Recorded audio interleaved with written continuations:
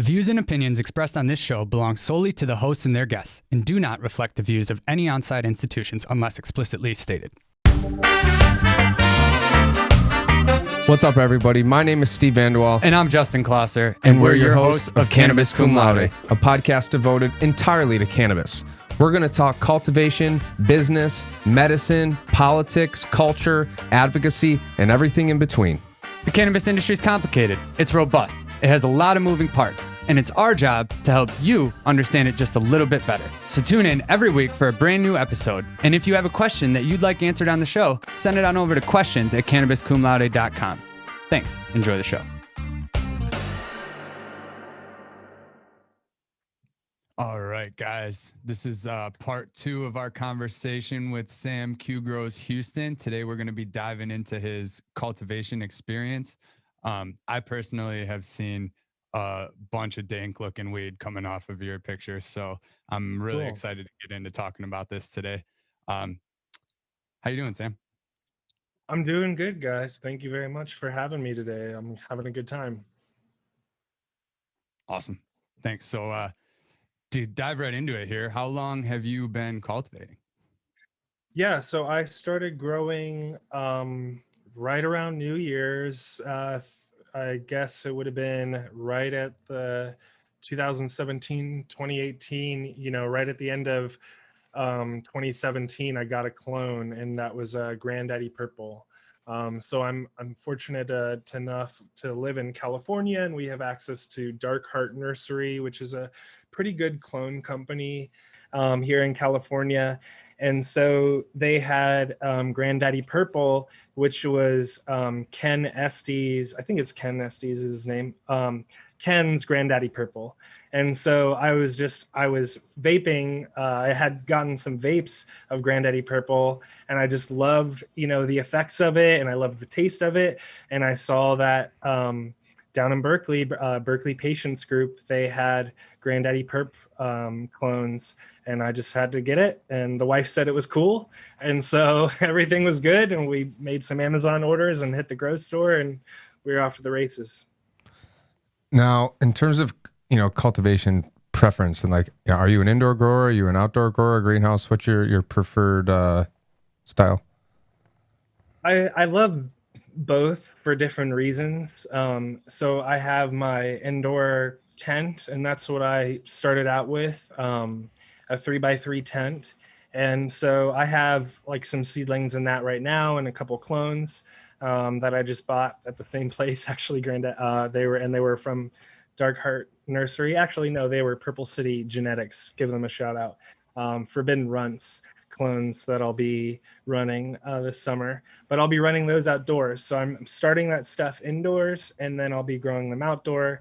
I love outdoor because you can get ginormous plants, and you can really have a lot of weed that can get you through a good amount of time, where, in a 3x3 tent, which is pretty much all I have space for in my tiny California house that I can afford, it's hard to pull off tons of weight in a 3x3 tent. So that's where having a backyard helps me, get more bang for my space and time, I guess. No, help me remember. I'm sorry, I probably should have checked into this, but do you guys have plant count limits over there? We do. Are they restrictive or? Well, so there is a plant count. There's 6, and it's not as loosey-goosey as some other states. Unfortunately, it's pretty strict. I think it's just 6 all up for your house. It's not 6 per adult or something like that, which sucks. So it's 6 adult plants that you can have. I think there's technically you could have more, like I'm doing right now. I've got seedlings and clones, so I don't think it's a huge deal. But that's where, getting a medical card from the state of California opens you up to having more plant count. And, if you had a doctor that gave you a prescription that said hey, Sam needs to grow a lot because he smokes a lot or whatever, you'd be able to grow even more.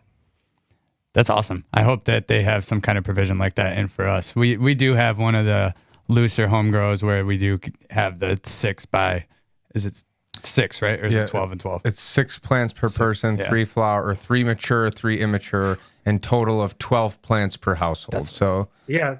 And I'm saying loosey goosey kind of in a flip way. I wish it was like that. I wish it was. I don't think they should give a shit about how many plants I have. Yeah. But I mean, it is what it is. And so unfortunately, California is a little bit more restrictive, and, but also, it's not too much of a priority. It seems like where I'm at, based on what I'm seeing in terms of what people grow, in their backyards and stuff like that. So I feel a little bit encouraged by that, but I still have gotten my card, just in case. Yeah. Can you, if you with a medical card, is there like, how much does that increase your plant count? Is it unlimited? What's that look like? It's I'm not sure what the technical limit is. It might be and please don't quote me on this, please look this up if you're out there, but I think it's if you were able to get a doctor's note that says, hey, Sam has a medical condition where he consumes a lot of cannabis, so he needs, I think you can get it up to 100 or something, or 99 or something. Oh. But that's where I'd have to, go down that path.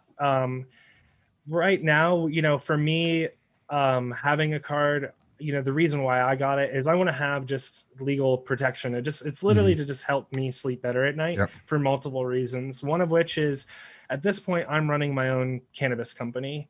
I've registered it in my city. It's well known on the internet. And if people decide that they don't like me, they could call my police department, or if my police department decides that they don't like me, because I live in a place that doesn't have a great police department, unfortunately. I want to be able to have the protections that I can to protect me, and also, I have a wife and dogs and all that, and I want to protect my house, So for me, being able to get a medical card that just, lets this, makes it clear with the state, I'm protected, gives me some more legal protections, especially if I were to be pulled over or whatever. It just makes all those things a bit harder for the cops or whomever to do something to me. That's the way I see it. And it is some more hoops to jump through. I just renewed mine, and I got mine. It renews the day after 420, which is awesome. So I get to at least get through 420. Our cards last a year. And so, in California, you have to pay up to $100, and you have to go through your local county's health district or whatever, health office. And so I just did that. But the other upside, in addition to the protections that you might have, is also you save money on state taxes. So California has, I think it's 15% is the state tax.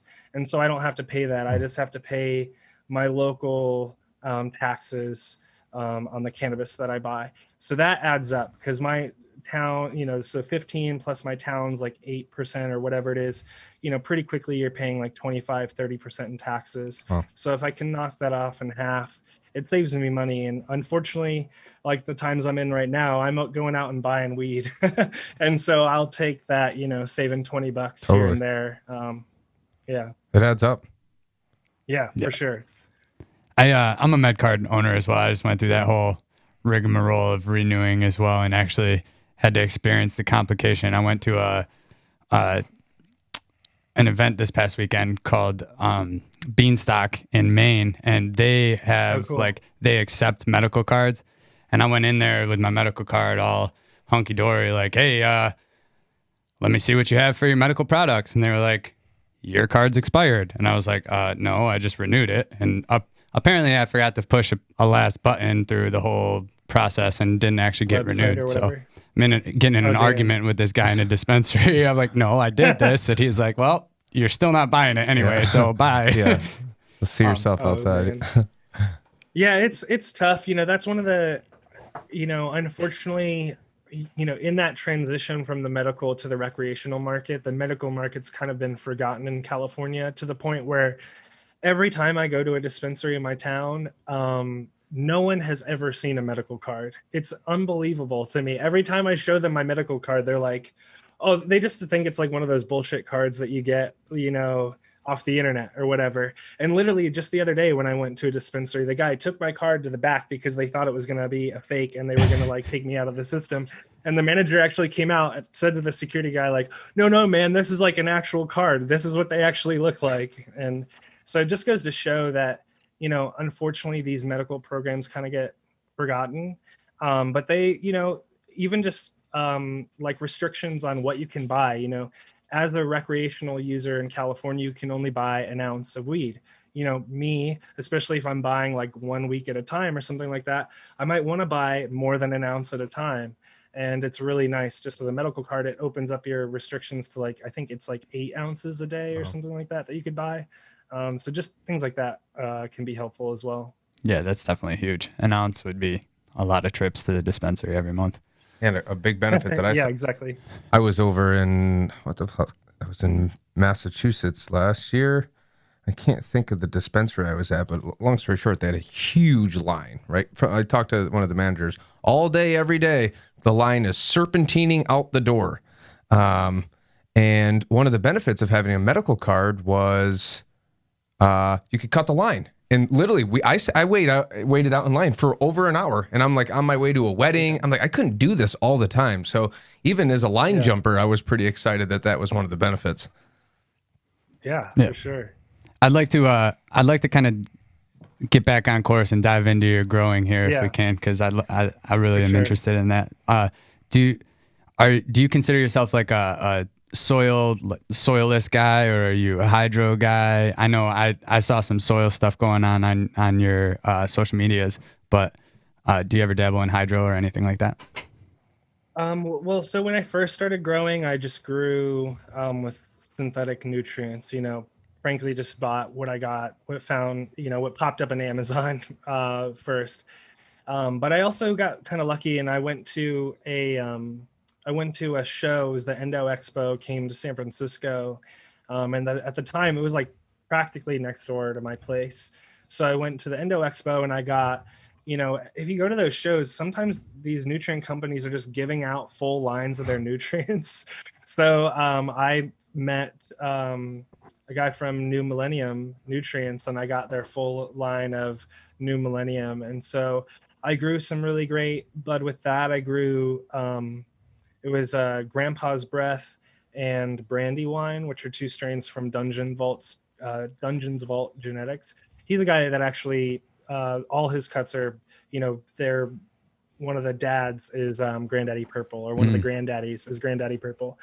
And so anyways, I grew that with synthetic nutrients, but that was the last time that I really relied on those, because I got really frustrated with kind of measuring out 5 milliliters here, 3 milliliters there, whatever. Tedious. And especially, you know, because at the time I was growing in a 3x3 tent. And so I'm only watering like a 5-gallon pot or whatever, and you know, putting water in a 2-gallon, you know, watering can or whatever. And so, you know, measuring out these lines of nutrients just got pretty tedious. And so that's when I started looking at organic soil growing. And, you know, I listened to a lot of the Dude Grows show, and they were talking about Build a Soil and what they were doing. And every time I listened to Jeremy from Build a Soil, the dude is brilliant and just really seems to put in a lot of work to find the right quality materials and ingredients to building great soil, or, you know, having a great IPM strategy or whatever it is. And so anyways, what I've done in the last couple of years is switched to more of a living soil, or that's kind of what I'm trying to learn more about and accomplish that, where I can have a soil that I'm building. Like what I did for this summer is I have 6 30-gallon pots.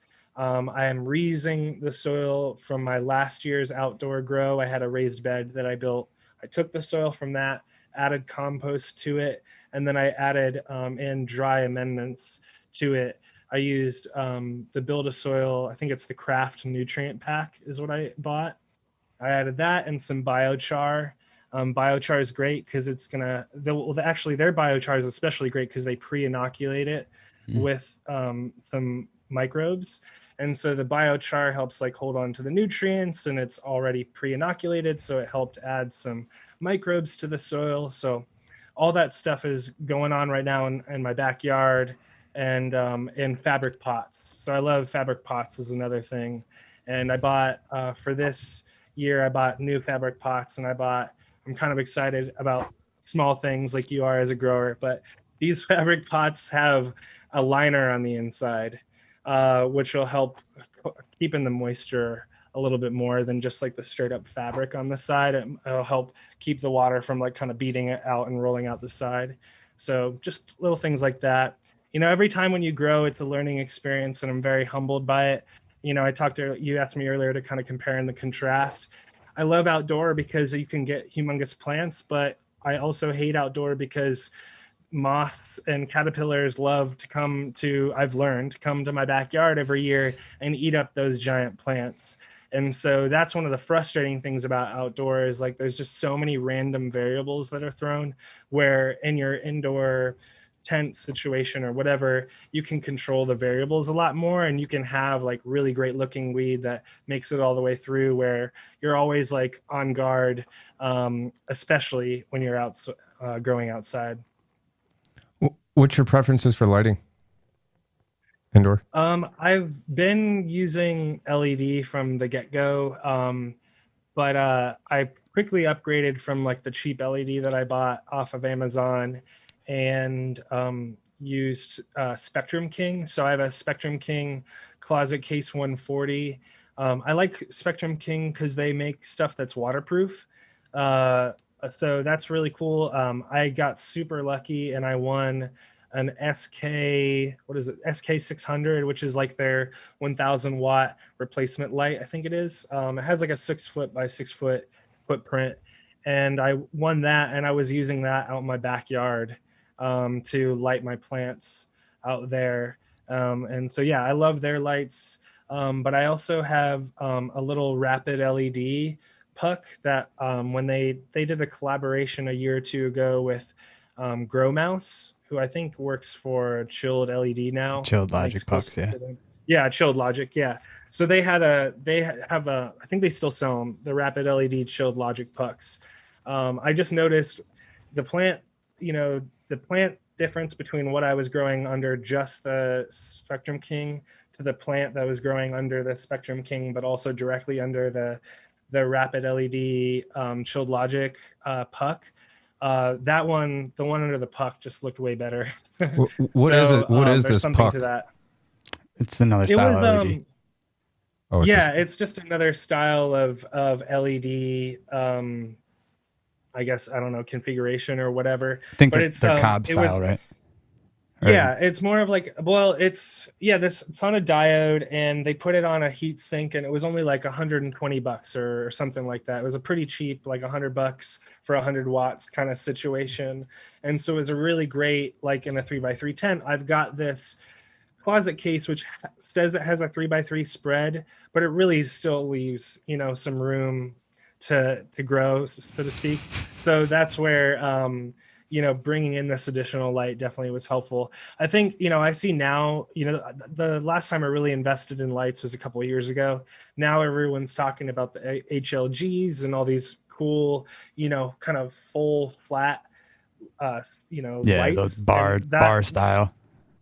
Yeah, that would probably have better like spectrum or spread rather than like just putting one light or whatever. So maybe I'll eventually upgrade to that. We'll see.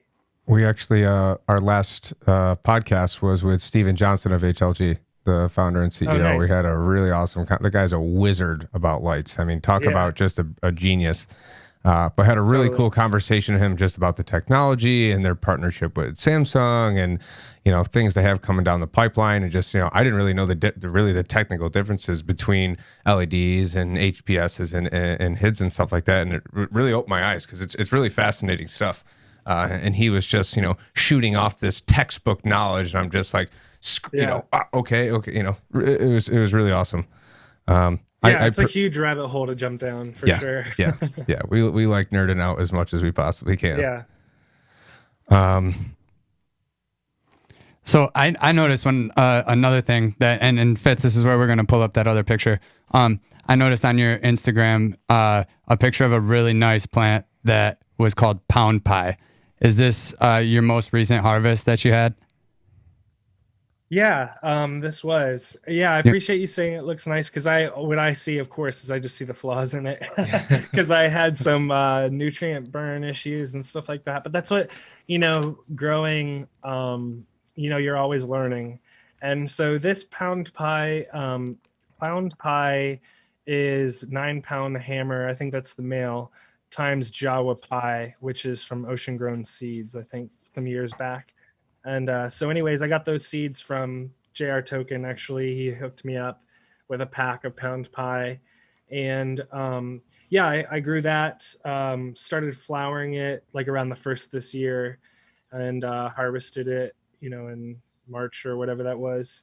And yeah, that was really great. That's one of those things where I love growing an indoor, because you can have those like really dense nugs, and you can just kind of maximize things a little bit more and pay a lot more attention and control things.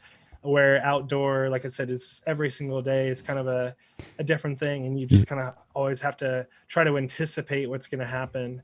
But yeah, I love just kind of experimenting with that. Like, I burnt it because I took some water from my wife's fish tank and I didn't dilute it, and I just used that to water my plants, and I had some nutrient burn. I'm actually converting my I got a couple garden beds outside that I just grow vegetables in. But I have a rain barrel hooked up to my gutter, and I'm going to plop some fish in there and use it as a little aquaponics tank. So awesome. Yeah, that's interesting. That's awesome. I think we're coming up kind of to the end. Is there anything that you would like to plug that you're currently working on that's in the pipeline that you'd let our audience, what are you working on? Anything that you want to plug? Sure. So, yeah, we just launched Cannabuzz Premium and Associate Producer accounts. They're our new membership system, and so that's our way for our community to support us.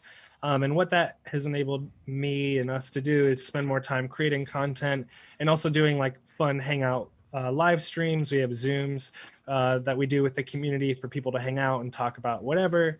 And then we also do those monthly live streams. So definitely check out our YouTube at youtube.com/Cannabuzz. You can check out our videos that we put out there. You can check out Cannabuzz at cannabuzz.app. It works on your in your web browser. So if you're on your desktop or even on your phone, it works great as well on your web browser. And you can also download the app on the iTunes App Store, the Apple App Store, or the Google Play Store. Just search Cannabuzz, and we're there. And yeah, the other things, I guess, yeah, coming this summer, we have that new live stream Revamp that I'm super excited about, where people will be able to chat with you while you're streaming, and you'll be able to see their chat and be much more interactive. I'm really excited about that as we kind of move into the next stages of life here in the US and are able to get out a little bit more into events and whatnot. This October, I'll be going to MJ BizCon in Vegas, so I hope to do some live streaming there. And yeah, that's about it. So I hope everyone checks us out on Cannabuzz and joins our community. We're a really welcoming place, and we love to just support people and help them do whatever they want to do better. If you want to grow weed better, or just have a more fun time, or find out what's the best hash to smoke, or whatever it is, you can find that sort of conversation or those sorts of folks on Cannabuzz. Oh yeah. Well, thank you very much. This is it was so good to meet you. Thanks for the time. Congratulations on all your success.